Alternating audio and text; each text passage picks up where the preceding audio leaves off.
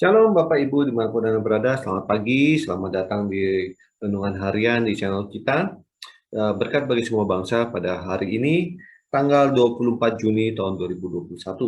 Pembacaan Alkitab diambil dari 1 Samuel 30 ayat yang 1 sampai 6. 1 Samuel 30 ayat 1 sampai 6. Dengan judul perikop, Siklak terbakar pembalasan Daud kepada orang Amalek.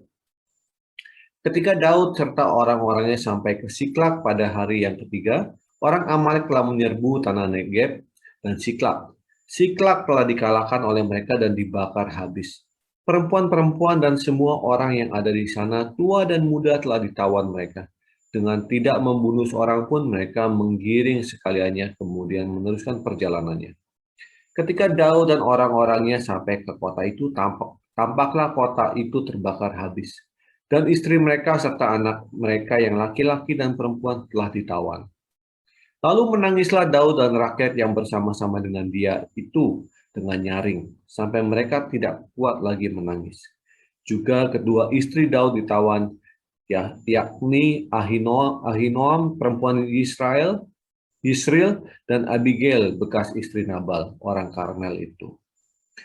Dan Daud sangat terjepit karena rakyat mengatakan hendak melempari dia dengan batu.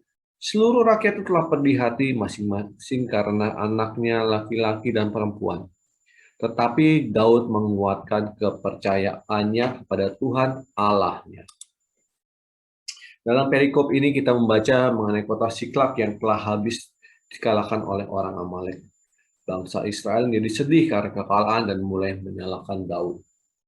Ada dua poin yang bisa kita petik di sini. Pertama, terkadang keadaan kita sangat terjepit dan kita merasa tidak ada harapan lagi. Semua yang kita lakukan adalah sia-sia dan tidak menghasilkan apa-apa. Kita tidak bisa maju atau tidak bisa mundur. Rasa kita terjepit, tidak bisa kita keluar dari permasalahan kita.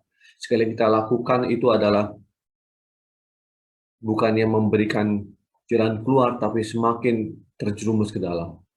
Ini diambil dari ayat 1 sampai 5. Yang kedua, tidak ada lagi yang bisa kita lakukan selain berserah kepada Tuhan. Di sini Daud mengingatkan kita kembali bahwa seburuk apapun juga kita harus tetap menguatkan diri dan berserah kepada Tuhan. Diambil dari ayat ke-6. Pokok renungan hari ini. Seberat-beratnya kehidupan kita di dalam kekelaman yang kita hadapi dalam hidup kita, selalu ada harapan. Harapan itu ada dalam Yesus Kristus. Mungkin Bapak Ibu di rumah pernah merasakan atau sekarang sedang merasakan. Oleh karena mungkin pandemi COVID ini ada yang sedang sakit atau karena pandemi ini harus dikeluarkan dari pekerjaannya, tidak punya pendapatan lagi.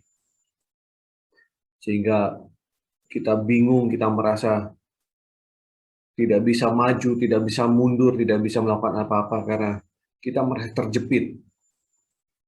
Semua yang kita lakukan adalah sia-sia belaka. Tapi di sini kita diingatkan, harapan itu masih ada. Harapan itu ada di dalam Yesus Kristus. Yang perlu kita lakukan adalah meminta kepadanya. Jangan putus harapan. Hanya di dalam Kristus Yesus ada jalan keluar. Dan jalan keluar itu kadang tidak pernah kita bayangkan sebelumnya. Rencana Tuhan itu ada bagi kita semua. Dan rencana Tuhan itu baik bagi kita semua. Jangan takut, tetap taruh harapan kepada Yesus. Karena Yesus adalah jalan keluar. Yesus adalah kekekalan.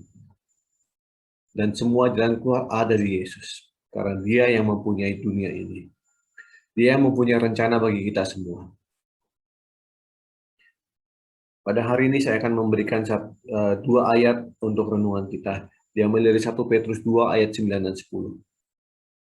Tetapi kamulah bangsa yang terpilih, imamat yang rajani, bangsa yang kudus, umat kepunyaan Allah sendiri, supaya kamu memberitakan perbuatan-perbuatan yang besar dari Dia, yang telah memanggil kamu keluar dari kegelapan kepada terangnya yang ajaib. Kamu yang dahulu bukan umat Allah, tetapi yang sekarang telah menjadi umatnya, yang dahulu tidak dikasihani, tetapi yang sekarang telah beroleh belas kasihan. Terima kasih atas perhatiannya pada pagi ini. Tuhan Yesus memberkati, tetap setia pada iman kita.